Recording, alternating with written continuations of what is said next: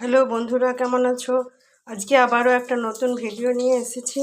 আজকে বানাবো দুপুরের জন্য বেলের শরবত।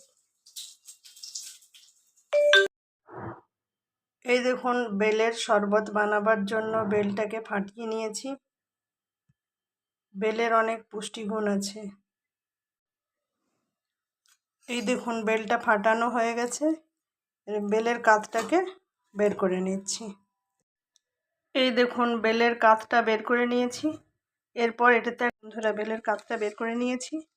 বেলে প্রচুর পরিমাণে vitamin C, vitamin A, calcium, fibre, antioxidant রয়েছে। আর একটু জল দিয়ে দিলাম, ভালো মাখাবে। বেল কোষ্ঠকাঠিন্য দূর করে, পেট ঠান্ডা রাখে, রোগ প্রতিরোধক ক্ষমতা বাড়ায়। বেলের শরবত এই গ্রীষ্মের দিনে পেট ঠান্ডা রাখে। বেলের অনেক গুণ। বেল পাতার রস আবার ডায়াবেটিস রোগীদের রক্তের শর্করা নিয়ন্ত্রণ করে। দেখুন আমার কি সুন্দর বেলটা একটু পাতলা হয়ে গেছে। আর একটু মনে হয় জল দিতে হবে। গ্রীষ্মের দিনে বেলের শরবত খেলে শরীরও সতেজ থাকে, আবার স্ট্রোকের ঝুঁকিও কমায়। দেখুন একটু পাতলা করেছি, আর একটু জল দিচ্ছি।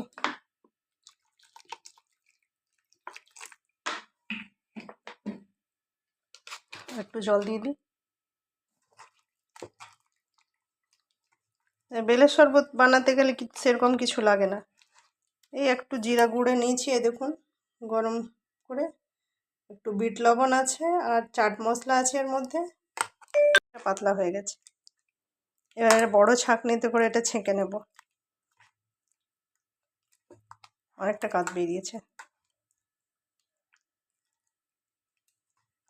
দাঁড়ান, এবারে ছেঁকে নিয়ে এটাকে নিচ্ছি।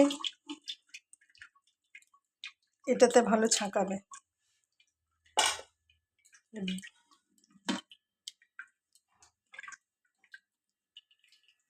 ভালো করে ছেঁকে নিই, দাঁড়ান। এই দেখুন বন্ধুরা, বেলের কাতটা আমি ছেঁকে নিয়েছি। এবারে এটাতে একটু চাট মশলা, বিট লবণ মিশিয়ে দিলাম, একটু জিরা গুঁড়া দিয়ে দিলাম, কতগুলো আইস কিউব দিলাম। এবার এটাকে ভালো করে মেখে নিচ্ছি। সুস্থ থাকতে ও হজম শক্তি ঠিক রাখতে নিয়মিত পাকার বেলের শরবত খেতেই পারেন। অতিরিক্ত গরম থেকে বাঁচতে ঘরে বসেই ঝটপট বানিয়ে নিন এরকম বেলের শরবত। এই দেখুন আমার বেলের শরবত রেডি। চলুন ঠান্ডা ঠান্ডা খেয়ে নিই। ভিডিওটা তাহলে আজকে এখানেই শেষ করছি। আবার দেখা হবে একটা ভিডিওতে। এই দেখুন আমার শরবত রেডি।